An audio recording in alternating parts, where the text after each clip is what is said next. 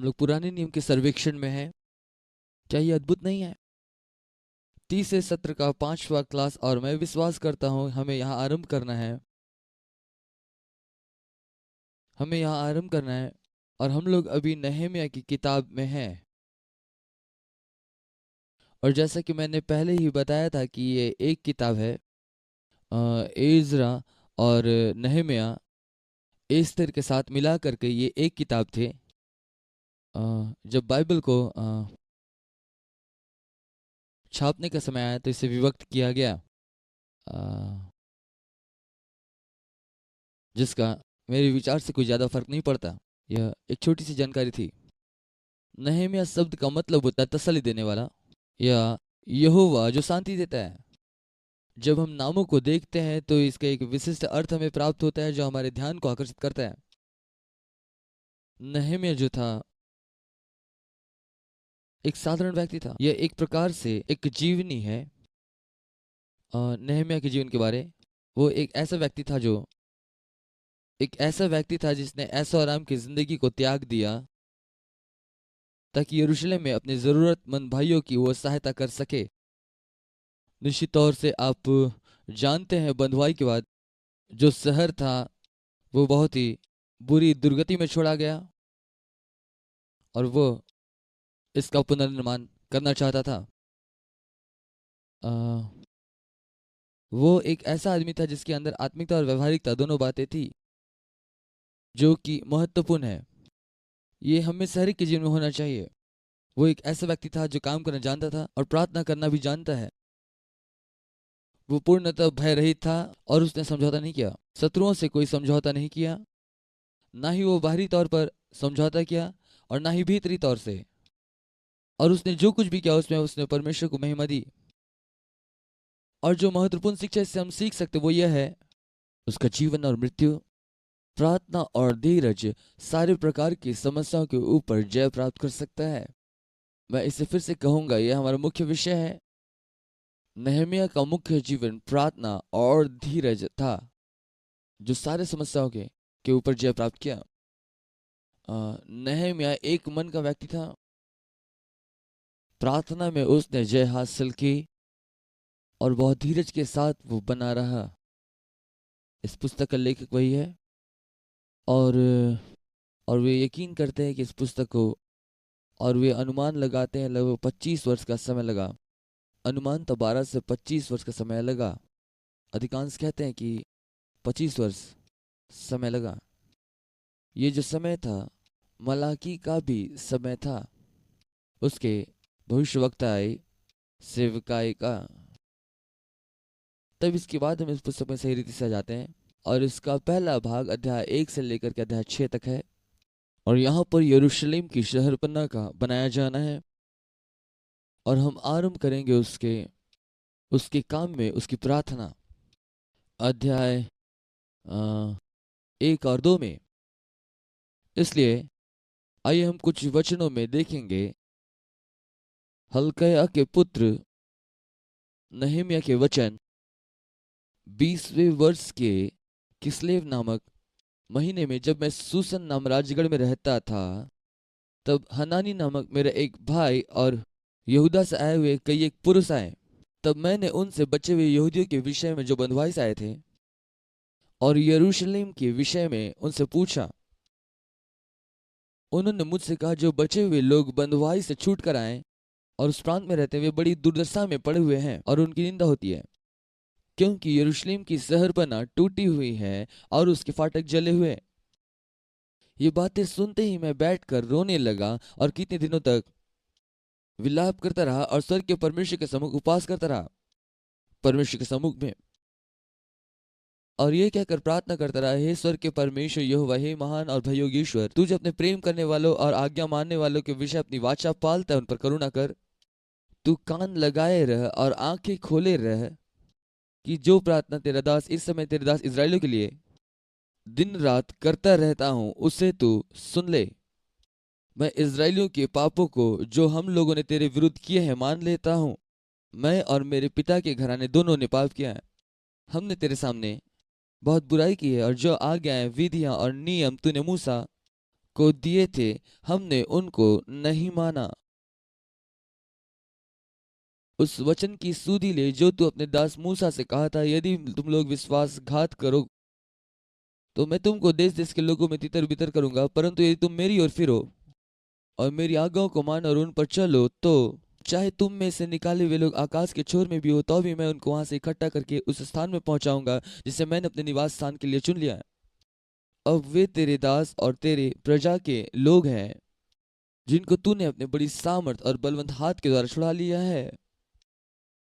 हे प्रभु, विनती यह है कि तू अपने दास की प्रार्थना पर और अपने उन दासों की प्रार्थनाओं पर जो तेरे नाम का भय मानना चाहते हैं, उन पर कान लगा और आज अपने दास का काम सफल कर और उस पुरुष को उस पर दयालु कर। मैं तो राजा का पियाऊ था, इसलिए यहाँ पर वो यरूशलेम और उन लोगों के लिए प्रार्थना कर रहे हैं जो बंधुआई से छूट कर लौटे हैं, और वो इस बात का अंगीकार कर रहा है कि उन्होंने गलतियां की, लेकिन अब वो परमेश्वर की ओर लौट रहे हैं।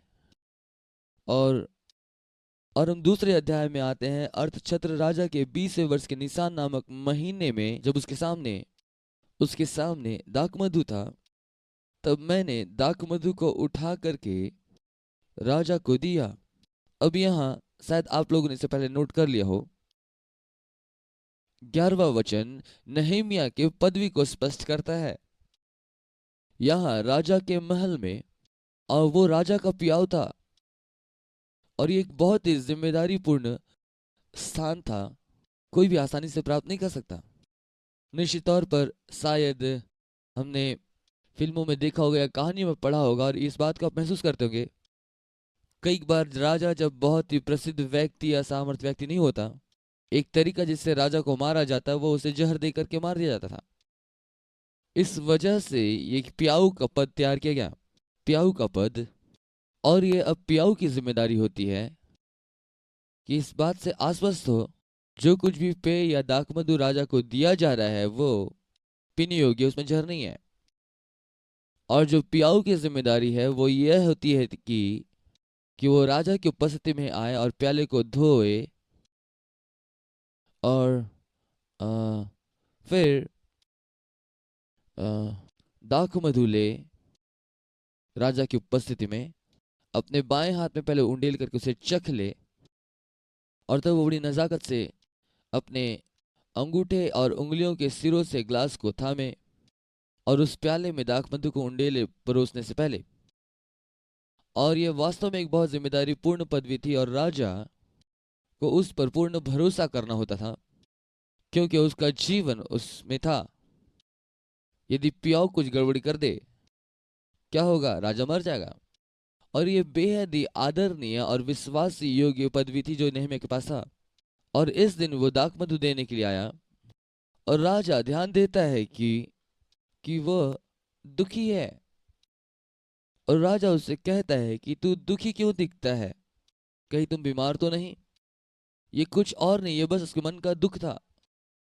और तब नहम्याह कहता है कि मैं अत्यंत डर गया, और तब वो राजा से कहता है, राजा सदा जीवित रहे। जब वो नगर जिसमें मेरे पुरखाओं की कब्रें हैं उजाड़ पड़ा है और उसके फाटक जले हुए हैं, तो मेरा मुंह क्यों ना उतरा हुआ होगा। चौथा वचन जो है वो मुख्य कुंजी वचन है। यदि आप इसे ऐसे ही पढ़ेंगे तो आप इसके मुख्य बात को खो देंगे। राजा ने फिर मुझसे पूछा, फिर तू क्या मांगता है? इस बात को ध्यान दीजिए, उसके उत्तर देने से पहले जो कुछ उसके मन में था, उन सारी बातों को प्रकट करने से पहले वो उसके लिए प्रार्थना करता है, और वो उत्तर के लिए परमेश्वर की ओर देखता है।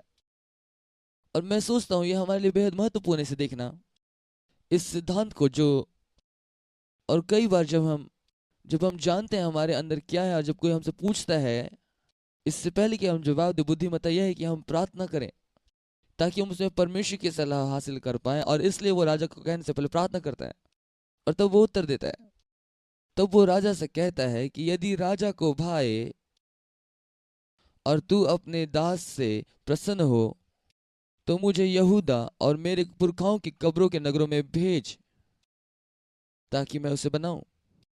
और तब राजा ने मुझसे कहा, जिसके पास रानी भी बैठी थी, मुझसे पूछा कि तू कितने दिन तक यात्रा में रहेगा और कब लौटेगा। अतः राजा मुझे भेजने को प्रसन्न हुआ और मैंने उसके लिए एक समय नियुक्त किया।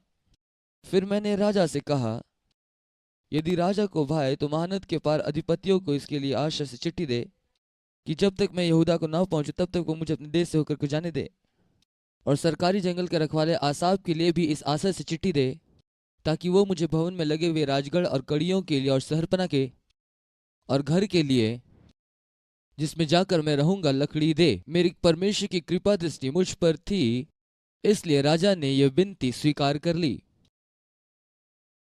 क्या आप खुश नहीं कि आप परमेश्वर के अनुग्रह से चल रहे हैं? परंतु क्या आप जानते कई बार हमें जरूरी है हम उसके अनुग्रह का उच्चारण करें, उसके अनुग्रह की घोषणा करें और विश्वास से कार्य करें कि उसका अनुग्रह हमारे साथ है। तब मैं महानद के पार अधिपतियों के पास जाकर उन्हें राजा की चिट्ठियां दी। राजा ने मेरे संग सेनापति और सवार भी भेजे थे। अब यहाँ एक चरित्र है जिसको हम बार बार आगे होगा तो देखेंगे। हेरोनी समलत। यह सुनकर कि एक मनुष्य इजरायली कल्याण के उपाय करने को आया है। हेरोनी समलत और तोबिया नामक कर्मचारी था और वो अम्मोनी था। उन दोनों को बहुत ही बुरा लगा। अब बस इसे अपने मन में रखें। मैं सोचता हूँ हिरोमी समलत वो शैतान का रूपक है और हम उसको आगे देखने जा रहे हैं। जैसे जैसे हम इस पुस्तक में आगे बढ़ेंगे वो बीच में देखेंगे। लेकिन आप अपने आंखें खुली रखिए जब कभी आपको समलत दिखाई दे। जब मैं यरूशलेम पहुंच गया तब वहां पर 3 दिन रहा।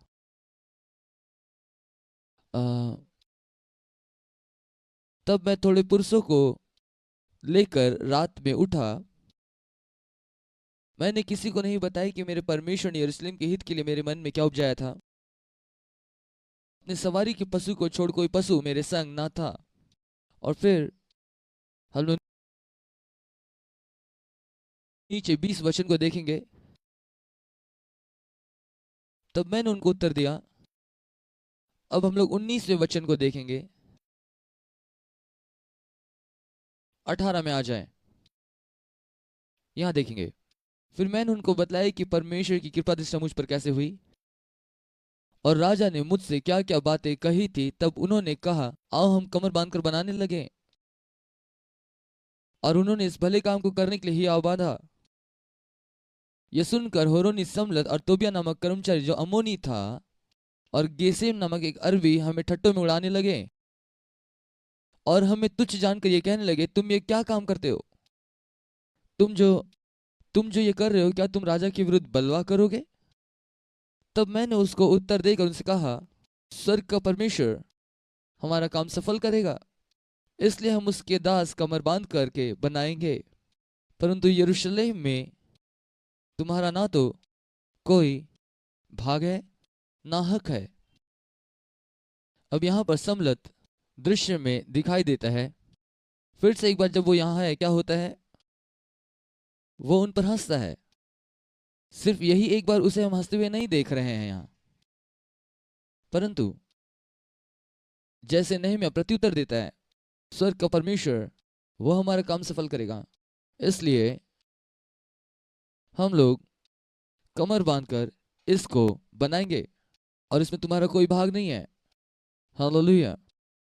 फिर 3रे अध्याय में, और मैं इसको पूरा पढ़ने नहीं जा रहा हूं क्योंकि अधिकांश नामों का मैं उच्चारण नहीं कर सकता हूं, लेकिन ये शहरपना बनाने वाले लोग हैं। और तब हम आगे बढ़ते हैं 4थे अध्याय की ओर, और यहां पर विरोध आरंभ होता है। लेकिन एक बार जब ये आरंभ होता है और जब सम्मलत से सुनता है कि वे शहरपना बना रहे हैं, वो नाराज होता है और बहुत रिसिया कर यहूदियों को ठट्टों में उड़ाने लगता है। वह अपने भाइयों के और शोमरोन और सेना के सामने कहने लगा, ये निर्बल यहूदी क्या करना चाहते हैं? क्या वे काम अपने बल से करेंगे? क्या अपना स्थान दृढ़ करेंगे? क्या वे यज्ञ करेंगे? आज ही पूरा काम कर डालेंगे? क्या वे मिट्टी के ढेर को जले हुए पत्थर से फिर से नए सिरे बनाएंगे? उसके पास अम्मोनी तोबिया था और वो उसे कहने लगा, जो कुछ वे बना रहे हैं, यदि कोई गीदड़ भी उस पर चढ़े तो वो उसकी बनाई हुई पत्थर की शहरपनाह को तोड़ डालेगा। इसलिए वो पुराना शत्रु आता है। और अब जानते हैं, किसी भी समय यदि आप कुछ करना चाहते हो तो, और आप विश्वास करते कि ये परमिशन आपको करने को कहा, अब जानते हैं ये कोई महान खबर नहीं है जो मैं आपको दे रहा हूं, लेकिन ये 100% सच है। जरूर आप विरोध का सामना करेंगे, और विरोध का एक तरीका यह होगा, लोग आपको रोकेंगे, आपका मजाक उड़ाएंगे, और आपको ये सोचने के लिए मजबूर करेंगे कि आप योग्य नहीं है। और इन शब्दों में ये पूरा आक्रमण जो है, ये निर्बल यहूदी क्या कर रहे हैं, क्या करने जा रहे हैं। और यदि वे करें कुछ भी, यदि उसमें गीदड़ भी दौड़ जाए तो वो दीवार ढह जाएगी। अन्य शब्दों में, इन लोगों के पास इतनी क्षमता नहीं कि गुणवत्तापूर्ण कुछ कार्य कर सकते हैं। और मैं आपको आश्वस्त करना चाहता हूं, यदि आप परमेश्वर के लिए कुछ काम करने जा रहे हैं, वो जो कुछ भी क्यों ना हो, परमेश्वर ने आपको करने के लिए कहा, इसलिए महत्वपूर्ण है। और आपकी जिन में जो बात आए, सबसे पहले ये बात आए, आप सोचिए कि आप कौन है। कौन सी बात आपको ये बताती है कि आप इसे कर सकते हैं। शायद आप में से कुछ लोगों के पास पहले ही चुनौतियां हैं जो डाली गई है। सही है? क्या मैं सही लोगों के साथ हूं? जी, आप क्या सोचते हैं, आप कौन है? ये अद्भुत है। कितनी बार आपके साथ ऐसा हुआ कि आप जब अपने स्वप्न या दर्शन को जो परमेश्वर ने आपको दिखाया, उसे जब आप बांटते हैं, यह अद्भुत है। कितनी सारी बातें उठती है और आपको चुनौती देता है, आपसे सवाल करता है। और और पूरा बिंदु यह है कि वो आप में एक संदेह लेकर के आता है, आप में सवाल उत्पन्न करता है। और आपको वही करना है जो नहम्याह ने किया 4 आयत में। हे हमारे परमेश्वर, सुन ले कि हमारा अपमान हो रहा है, और उनका क्या हुआ अपमान उन्हीं के सर पर लौटा दे, और उन्हें बंधुआई के देश में लुटवा दे, और उनका अधर्म तू ना ढांप, और ना उनका पाप तेरे सम्मुख से मिटाया जाए, क्योंकि उन्होंने तुझे शहरपनाह बनाने वाले के सामने में क्रोध दिलाया है। इसलिए वचन 6, जो कि बहुत ही महत्वपूर्ण है, ये कहता है, हम लोगों ने शहरपनाह को बनाया, और सारी शहरपनाह आधी ऊंचाई तक जुड़ गई, क्योंकि लोगों का मन उस काम में नित लगा रहा। वे नित अपने कामों में लगे रहे। ठीक है? और इसके बाद आइए 9वें वचन को देखें। परंतु हम, ठीक है, निश्चय ही, मेरे ख्याल से मेरे पास इतना समय नहीं कि मैं पूरी कहानी को इस करी आपके सामने में पढ़कर रख सकूं, लेकिन जब सम्मिलित की बात है, अब जानते हैं, वो नाराज हो जाता है और योजनाएं बनाता है कि किस रीति से उनके विरुद्ध आकर के लड़ाई लड़े। 9वां वचन, परंतु हम लोगों ने अपने परमेश्वर से प्रार्थनाएं की, और उनके डर के मारे उनके विरुद्ध दिन रात पहरुए ठहरा दिए। मूल रूप से इस वचन को शायद आपने पहले आप इस आशय से सुने होंगे, लेकिन इसका मूल आशय जो है वह है जागृत होकर के प्रार्थना करना। और ये लोग यही चीज को यहाँ पर कर रहे हैं और कह रहे हैं, दिन और रात के लिए पहरुए बैठाए गए हैं, और ये प्रार्थना भी कर रहे हैं। इसके बाद 17 और 18 आयत में यहाँ ऐसा लिखा है, शहरपनाह के बनाने वाले और बोझ ढोने वाले दोनों भार उठाते थे, अर्थात एक हाथ से काम करते थे और दूसरे से हथियार पकड़ते थे, दूसरे हाथ में हथियार रखते थे। राजमिस्त्री भी अपनी अपनी जांग पर तलवार लटकाए हुए बनाते थे, और नरसिंगे का फूकने वाला मेरे साथ रहता था। अब यहाँ पर एक और सिद्धांत है, युद्ध के बीच काम करें। इसलिए हमें नए नियम के वचन के द्वारा ये बात दिखाया गया है कि हमें भी जागते रहना है और प्रार्थना करना है, लेकिन हमें युद्ध के बीच भी कार्य करना है। अन्य शब्दों में, हमारा युद्ध मांस और लहू से नहीं है। जो पौलुस हमें बताता है, वो कहता है कि जब हम लगातार प्रार्थना और निवेदन कर रहे हैं, और वो कहता है कि आत्मा के सारे हथियार बांध लो, और इसके लिए जो कुछ भी करना है वो करें। इसलिए फिर से एक बार वो हमें दिखा रहा है कि निश्चय हमारा विरोध होगा। अब इससे पहले कि हम आगे जाए, मैं एक बिंदु आपके सामने में रखना चाहूंगा, जो अध्याय 4, 5 और 6 से है। यहाँ पर वो सारे विरोध हैं इन लोगों के द्वारा, और मूल रूप से यहाँ पर 3 बातों में प्रयास किया गया, और वे हैं, पहली बात सताहट, अनुमान लगाएं। बाइबल बताती है कि जब लोग धर्मी जीवन जिएंगे वे सताए जाएंगे। शायद आप में से अधिकांश लोगों ने आज सुबह प्रतिज्ञा वचन को शायद नहीं पकड़ा होगा। बाइबल बताती है पर जितने मसीह यीशु में भक्ति का जीवन बिताना चाहते वे सताए जाएंगे। शैतान सताहट के द्वारा ये प्रयास करता है। फिर वो प्रयास करता है और हमें से जितने लोग यहाँ पर है सभी लोग शायद इससे होकर के गुजरे हैं और शायद 100% लोग इससे पहले सामना कर चुके हैं। ये कहलाता है निराशा। क्या आप में से कोई पहले किसी बात के लिए निराश हुए हैं? ओह, आप में से सिर्फ 6-7 लोग ही। ये तो बड़ा अद्भुत है। साधारणतः ये इसकी प्रतिशत बहुत ज्यादा है। इस घड़ी शायद हम लोग अल्टर कॉल करना होगा ताकि आप सभी झूठे लोग पछताव करें, या फिर हम ऐसा कहें झूठा झूठा नरक में जा। फिर से एक बार मैं ये सवाल आपसे पूछना चाहता हूं, आप में से कितने लोग पहले अपने जीवन में निराश हुए हैं? धन्यवाद आपके पश्चाताप के लिए। और जो तीसरी बात वो इस्तेमाल करता है, सताहट, निराशा और इन सभी बातों से जो सबसे खतरनाक है मैं सोचता हूं वो है समझौता। और पूरे मसीही जीवन में शत्रु इन सारे तीरों का इस्तेमाल करता है। और हम यहां पर देखते हैं इन अध्यायों में, यदि समय लेकर एक एक वचन करके आप पढ़ें, आप इस बात को पाएंगे कि किस प्रकार से सम्मलत जो कि शैतान का प्रतीक है एक एक करके तीरों को फेंकता है। और यहाँ इसमें अध्याय 5 में और उसका पहले 7 वचन में वो रईसों को वो घुड़कता है। और रईसों की जो परिभाषा यहाँ पर जो दी गई है वो है स्वतंत्र लोग, और वो उन्हें डांटता है। और इसे हम अध्याय 5 के आरंभ में ही पाते हैं। और फिर 6ठे अध्याय में हम पाते हैं कि वे समझौता कर लेते हैं। जब सम्मलत, तोबिया और अरबीगेशेम और हमारे अन्य शत्रु को यह समाचार मिला कि हमने शहरपना बनवा लिया है, और यद्यपि उस समय तक फाटकों में पल्ले नहीं लगे थे तो भी शहरपना में कोई दरार ना रह गई थी, तब सम्मलत और गेशेम ने मेरे पास आकर यह कहला भेजा, हम ओनो के मैदान के किसी गांव में एक दूसरे से भेंट करें। क्या बात है! आप उस मैदान में जाना नहीं चाहेंगे, लेकिन शैतान आपको उस मैदान में ले जाना चाहता है। परंतु वे मेरी हानि करने की इच्छा रखते थे। परंतु मैंने उनके पास दूतों से कहला भेजा, मैं तो भारी काम में लगा हूं, मैं वहां नहीं आ सकता। मेरे इसे छोड़कर तुम्हारे पास जाने से वो काम क्यों बंद रहे? फिर उन्होंने 4 बार मेरे पास वैसी ही बात कहला भेजी और मैंने उनको वैसा ही उत्तर दिया। तब संबालत ने 5वीं बार अपने सेवक को खुली हुई चिट्ठी देकर मेरे पास भेजा, जिसमें यह लिखा था कि जाति जाति के लोगों को यह कहा जाता है, और गेशेम भी यही बात कहता है कि तुम्हारे यहूदियों की मनसा बलवा करने की है, और इस कारण तो उस शहरपनाह को बनवाता है, और इन बातों के अनुसार तू उनका राजा बनना चाहता है। तूने यरूशलेम में नबी ठहराया है जो ये कहकर तेरे विषय में प्रचार करे कि तू यहूदियों का राजा है। अब ऐसा ही समाचार राजा को दिया जाएगा, इसलिए अब हम एक साथ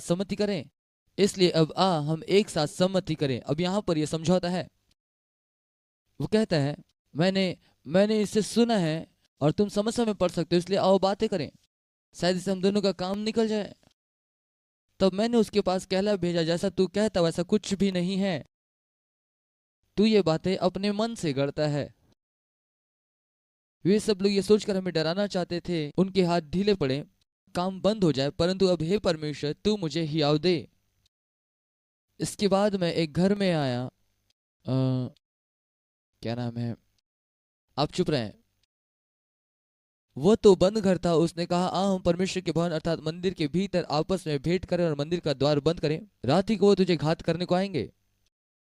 और फिर नीचे 14 आयत में देखेंगे, हे मेरे परमेश्वर, तोबिया, सम्मलत और नोआदा नबिया और अन्य सभी नबी, वे सभी मुझे डराना चाहते थे। 15 आयत, इलूल महीने के 25वें दिन को अर्थात 52 दिन के भीतर शहरपना बन गई। 52 दिन में हो गया जब शत्रुओं ने यह सुना तब हमारे चारों ओर रहने वाले सब अन्य जाति डर गए और बहुत सारे लोग लज्जित हुए, क्योंकि उन्होंने जान लिया कि यह काम हमारे परमेश्वर की ओर से हुआ है, और वे बहुत लज्जित हुए और इस प्रकार से उन्होंने अपने कार्य को पूरा किया। फिर 7वें अध्याय के आरंभ में उन्होंने आरंभ किया, अब जागृति लाने के लिए वचन की कमी को दूर करना आरंभ किए और आराधना को यरूशलेम में पुनर्स्थापित किया। और 7 अध्याय से 13वें अध्याय तक इसके विषय में यहाँ पर दिया गया है, और वो आगे बढ़ता है और इन लोगों का पंजीयन करता है। 7वां अध्याय उसका 1 वचन, जब शहरपना बन गई और उसके फाटक खड़े किए गए और द्वारपाल और गवई और लेवी लोग ठहराए गए, तब मैंने अपने भाई हनानी और राजगढ़ के हाकिम हनन्याह को यरूशलेम के अधिकारी के रूप में वहां पर उन्हें ठहराया, क्योंकि वो सच्चा पुरुष था। मैंने उनसे कहा, जब तक धूप कड़ी ना हो तब तक यरूशलेम के फाटक ना खोले जाएं, और जब प्रहरी पहरा देता रहे तब भी फाटक बंद किए जाएं और बेड़े लगा जाए। फिर यरूशलेम के निवासियों में से तू रखवाले ठहरा, जो अपना अपना पहरा अपने घर के सामने दिया करे। नगर तो लंबा चौड़ा था, परंतु उसमें लोग थोड़े थे और घर नहीं बने थे, और इसलिए तब उन्होंने सारे लोगों की सूची बनाना आरंभ की जो उस समय यरूशलेम में रह रहे थे। और इन सारी चीज़ों को पढ़ने के बाद जब हम नीचे आते हैं, हम देखते हैं कि यहाँ पर घोड़ों के बारे और ऊंट के बारे बातें की गई है। और इसके बाद 73 वचन में हम यहाँ पढ़ते हैं, इस प्रकार याजक, लेविये, द्वारपाल, गवैये, प्रजा के कुछ लोग और नतीन और सब इजरायली अपने अपने घर में बस गए। जब 7वां महीना निकट आया तब उस समय सब अपने नगर में थे। फिर 8वें अध्याय से आरंभ करते हैं। हम व्यवस्था की किताब को पढ़ते हैं और यहाँ पर एक कुछ हमें दिखाता है। एजरा नाम का एक व्यक्ति, तब उन सब के लोग एक मन होकर के जलफाटक के सामने के चौक में इकट्ठे होकर एजरा शास्त्री से कहा कि मूसा की जो व्यवस्था यहोवा ने इजराइल को दी थी उसकी पुस्तक ले करके आ। तब एजरा याजक 7वें महीने के पहले दिन, क्या स्त्री क्या पुरुष जितने उसकी बातें सुनकर समझ सकते थे, उन सबों के सामने व्यवस्था को ले आया। वो उसकी बातें भोर से दोपहर तक उस चौक के सामने जो जलफाटक के सामने था, क्या स्त्री और क्या पुरुष, सब समझने वाले को पढ़कर सुनाता रहा, और लोग व्यवस्था की पुस्तक पर कान लगाए रहे और ध्यान से सुनते रहे। एजरा शास्त्री काट के एक मचान पर जो इसी काम के लिए बना था खड़ा हो गया, और दाहिने ओर ये लोग खड़े हुए। यदि आप वहां जाना चाहते तो आप जा सकते हैं, लेकिन मैंने कहा कि वहां अन्य लोग थे।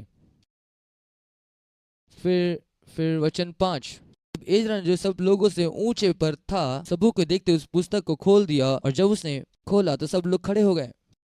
क्या आप कभी चकित हुए हैं कि हमारी कलीसिया की फुलपिट लकड़ी की ही क्यों है? क्योंकि इन दिनों में हम फाइबर ग्लास की फुलपिट देखते हैं, और मैं ऐसा नहीं सोचता हूँ कि यह परमेश्वर के लिए अपवित्र है, लेकिन मैं सोचता हूँ कि यहाँ इसके लिए बाइबल का सिद्धांत है लकड़ी के फुलपिट के लिए, और साथ ही यहाँ पर बाइबल का प्रमाण भी है कि जब परमेश्वर का वचन पढ़ा या बोला जाता है तो लोग खड़े हो जाते हैं।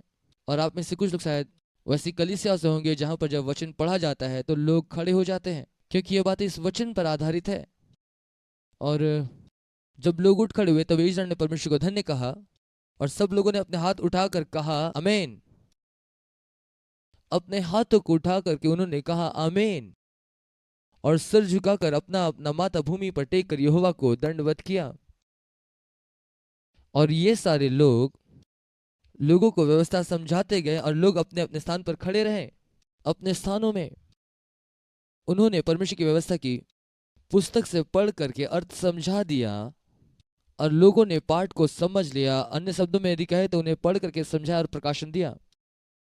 तब नहमिया जो कि अधिपति था, और एजरा जो याजक और शास्त्री था, और जो लेवी लोगों को समझा रहे थे, उनसे कहा आज का दिन तुम्हारे लिए यहोवा के लिए पवित्र है, इसलिए विलाप ना करो और ना रो। क्योंकि सब लोग रो रहे थे जब उन्होंने परमेश्वर के वचन को सुना। फिर उसने उनसे कहा जाकर चिकना चिकना भोजन करो और मीठा रस पियो, और जिनके लिए कुछ तैयार नहीं है उनके पास भोजन सामग्री भेजो, क्योंकि आज का दिन हमारे प्रभु के लिए पवित्र है। और उदास मत हो, क्योंकि यहोवा का आनंद तुम्हारा दृढ़गढ़ है। इसलिए यहाँ हमारे पास वे लोग हैं जो परमेश्वर के वचन को सुन रहे हैं, और जब उन्होंने पहली बार सुना तब ये लोग रोना आरंभ कर दिए। और यहाँ हमें एक बात को समझने की आवश्यकता और देखना है, वे लोग शायद मैं नहीं सोचता कि मेरे पास कुछ चीज़ है जिससे कि मैं इसको और गहरा बनाऊं, लेकिन फिर भी वे लोग पहले 5 किताबों को पढ़ रहे थे बाइबल के, और निश्चित तौर पर वे लोग शायद कुछ बातों को सुन रहे थे, हो सकता है लय व्यवस्था से या व्यवस्था विवरण से। और जब उन्होंने सुना वे रोने लगे। लेकिन ये एक रोचक बात है, तब नहमिया और इज़रा दोनों खड़े होते हैं और लोगों को संबोधित करते हुए कहते हैं, परमेश्वर का वचन आपके रोने के लिए नहीं है, ये आपको उदास करने के लिए नहीं, लेकिन आनंदित करने के लिए है। और इसे बाहर लाने का कारण यह है क्योंकि कई ऐसे लोग हैं इस घड़ी यहाँ पर में भी, जो जब पुराने नियम की बात की जाए, तब जब आप पुराने नियम को पढ़ेंगे निश्चित तौर पर आप दुखी होंगे, क्योंकि ये बहुत ही भयावह और भयानक बातें इसमें हैं। लेकिन जब हम वचनों के द्वारा ही समझना आरंभ करेंगे, तब देखेंगे कि पुराने में भी आनंद की बातों को लेकर आता है। और उसमें मुझे लग रहा है कि मैं शायद अपने आप से आगे जा रहा हूँ, लेकिन जब मैं इसके विषय में सोचता हूँ, क्या यह अद्भुत नहीं है जब हम भजनकार को देखते हैं, जब वो व्यवस्था के बारे में लिखना आरंभ करता है, परमेश्वर के वचन के बारे में, वो इसके बारे में कहता है कि यह मधु से मीठा है, चट्टान के मधु से भी, तो सोने से भी और बहुत से कुंदन से बढ़ करके मनोहर है और चाहने योग्य, उत्तम चोखा सोना, मधु से भी मीठा और चट्टान के मधु से भी उत्तम। क्या यह अद्भुत नहीं कि कैसे लोग वचन को समझ गए और वे पूरे नए परिप्रेक्ष्य में पुराने नियम को बेहतर रीति से समझ गए। इसे बताने का कारण यह था कि आज जिस काल में हम रह रहे हैं वहां पर बहुत सारी शिक्षाएं आ रही है जो परमेश्वर के अनुग्रह के बारे है, और उन्होंने पुराने नियम को बहुत ही भयावह बना दिया है। और परमेश्वर का धन्यवाद करते हैं, अंततः नए नियम में परमेश्वर ने हमें बचा ही लिया। परंतु जिन लोगों के लिए व्यवस्था आई, उन लोगों ने इस व्यवस्था को समझ लिया, इससे बेहतर समझ लिया, और इस बात को महसूस किया कि यह अद्भुत बात है और यह तो कुछ ऐसा है जिसकी चाहत होनी चाहिए, उत्तम कुंदन से भी ज्यादा चाहने योग्य। यहां पर जब यह व्यक्ति एजरा व्यवस्था को व्याख्या करता है ताकि लोग उसे समझ सके, 11वां वचन, यो लेवियों ने सब लोगों से कहकर चुप करा दिया कि चुप रहो, आज का दिन पवित्र है और उदास मत रहो। चुप हो जाओ क्योंकि ये दिन पवित्र है और उदास मत रहो। सब लोग खाने पीने भोजन सामग्री भेजने और बड़ा आनंद मनाने चले गए, क्योंकि जो वचन समझाया गया वे समझ गए। और देखिए क्यों वे इतने आनंदित हो गए, क्योंकि उन वचनों को उन्होंने समझ लिया जो उनके सम्मुख प्रचार किया गया। इस वक्तव्य के साथ हम जिस निष्कर्ष पर पहुंचते हैं वो क्या है पता है? परमेश्वर के वचन का सही प्रकाशन हमारे जीवन में आनंद लेकर आता है। क्या आप सुन रहे हैं? इसे फिर से एक बार मैं कहने जा रहा हूं, परमेश्वर के वचन का सच्चे प्रकाशन का ज्ञान हमेशा आनंद उत्पन्न करता है।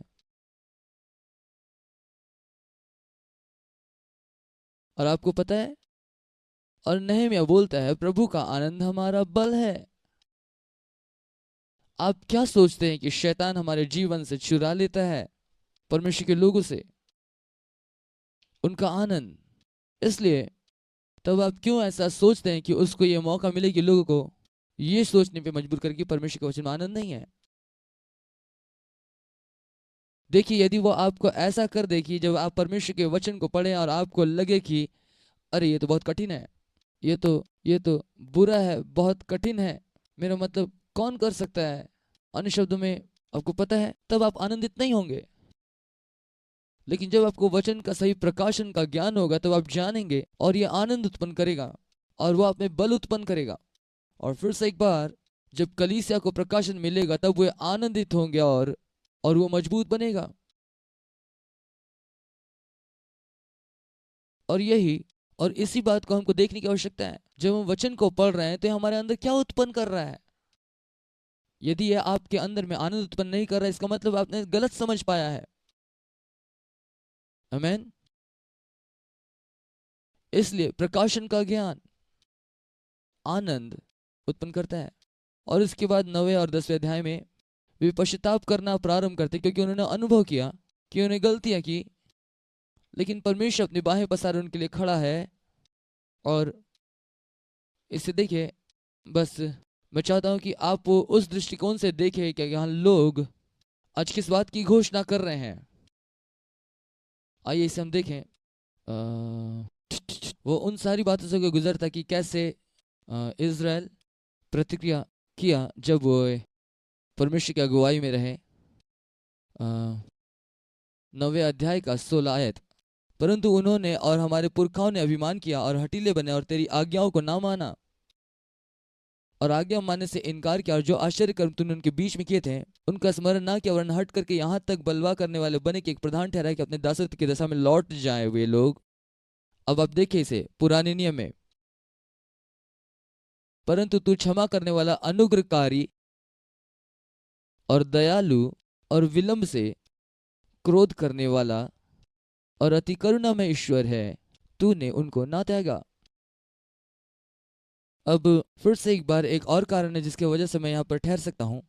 मेरा सबसे प्रिय और खास और मैं सोचता हूँ निश्चित तौर से आप सभी लोग जानते हैं कि हम परमेश्वर के अनुग्रह के संदेश पर यकीन करते हैं। ये पूरा स्कूल, यहाँ तक कि इस स्कूल का नाम खैरिस, इसका मतलब होता है अनुग्रह। ये बहुत ही अद्भुत है कि हम परमेश्वर के अनुग्रह का प्रकाशन प्राप्त करें। परंतु और मेरा जो पसंदीदा कहावत है वो ये है कि सभी लोग अनुग्रह के गाड़ी में बैठ रहे हैं और वे उससे संतुष्ट नहीं है जैसा वो उसका अनुग्रह के बारे में सिखा रहा है। जैसा सिखाया जा रहा है वैसा नहीं सीख रहे हैं। वे लोग बस इसमें जोड़ना चाहते हैं, और जैसा वे जोड़ रहे हैं इसमें और ऐसा बना रहे हैं मानो सब कुछ अनुग्रह ही से है, और यह भयानक है। और ये ऐसा है जैसा मैंने पहले भी आपको बताया, आज के दिनों में अनुग्रह के ऊपर प्रचार करने वाले बहुत सारे टीचर हैं जो इस बात को बताते हैं कि परमेश्वर पुराने वाचा में कितने मीन और नीचे सोच के थे, और व्यवस्था कितना कठिन और भयानक और नीच सोच के साथ बनाया गया हुआ था। क्या आपने इसे सुना है? और जैसा मैंने पहले कहा, वो बताते हैं कि यीशु ने नए नियम में हमें बचा लिया, लेकिन यहाँ पुराने नियम में ये लोग घोषणा कर रहे हैं परमेश्वर क्षमा करने को तैयार है, तू अनुग्रहकारी है, तू दयालु है, क्रोध करने में विलंब करता है, अति करुणा में है, और तूने उन्हें नहीं त्यागा। देखिए उनके पास प्रकाशन है, और आगे लगातार वे बातें करते हैं कि किस प्रकार से लोगों ने उसकी आज्ञा का उल्लंघन किया और उसका विरोध किया। लेकिन आइए 31वें वचन में हम देखेंगे, 9वां अध्याय। तो भी तूने जो अति दयालु है उसका अंत नहीं कर डाला और ना उसको त्याग दिया, क्योंकि तू अनुग्रहकारी और दयालु ईश्वर है। क्या शब्द है? और दयालु। यह है जो बहुत स्वार्थी और भारी हाथ परमेश्वर, जिसके विषय में ये बहुत घोषणा कर रहे हैं और लोग प्रयास कर रहे हैं। देखिए मैं क्या कहना चाह रहा हूं कि हमें जरूरी नहीं कि हमें कुछ बातों को नीचे करने की आवश्यकता नहीं है ताकि कुछ बातें ऊपर उठे। और अनुग्रह का संदेश तो अच्छा है, लेकिन पुराने नियम को भयावह बनाने की आवश्यकता नहीं है ताकि अनुग्रह का संदेश को ऊंचा उठाया जा सके। मैं आरंभ से कहता आ रहा हूं कि परमेश्वर ने अपने अनुग्रह को बढ़ाया है। वो हमेशा अनुग्रह का परमेश्वर है, वो हमेशा से दयालु है, दयालु परमेश्वर, और वो कभी बदलता नहीं, क्योंकि वो बार बार लगातार इस बात को दोहराता आया, मैं यहोवा तुम्हारा परमेश्वर जो कभी भी बदलता नहीं। फिर से एक बार, जब कभी हम इस वास्तविकता को समझते हैं कि लोग अपने ही चुनाव की वजह से तकलीफ में जाते हैं,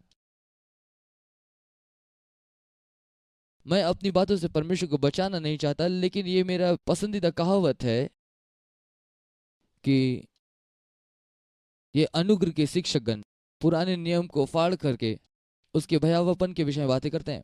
ठीक है, इसके बाद में हम आगे बढ़ेंगे, हमारे पास 2 मिनट और है। अ, अध्याय 11 में उसके यरूशलेम में फिर से बसने के विषय में है।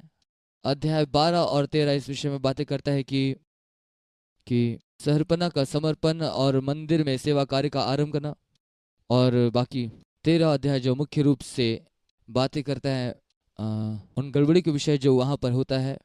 में मुझे ये सारांश में कहने दे, अंतिम के जो ये सारे अध्याय हैं ये पहले पुनर्स्थापन या सुधार के बाद में नहम्याह वापस वो फारस के राजा के पास लौटता है, और लौटने के पश्चात वो पाता है कि याजक और लोग अपने पुराने पापों में फिर से लिप्त हो गए हैं, और महायाजक जो है वो अन्य जाति राजा को प्रसन्न कर रहा है, अन्य जाति राजा को खुश कर रहा है। मंदिर के अंदर याजकपन के सहयोग को नजरअंदाज किया गया है, और व्यवसाय की आत्मा सबत के दिन की पवित्रता को मिटा रही है, और मूल रूप से जो भी भलाई उसने की थी वो सारी बातें खत्म हो चली है।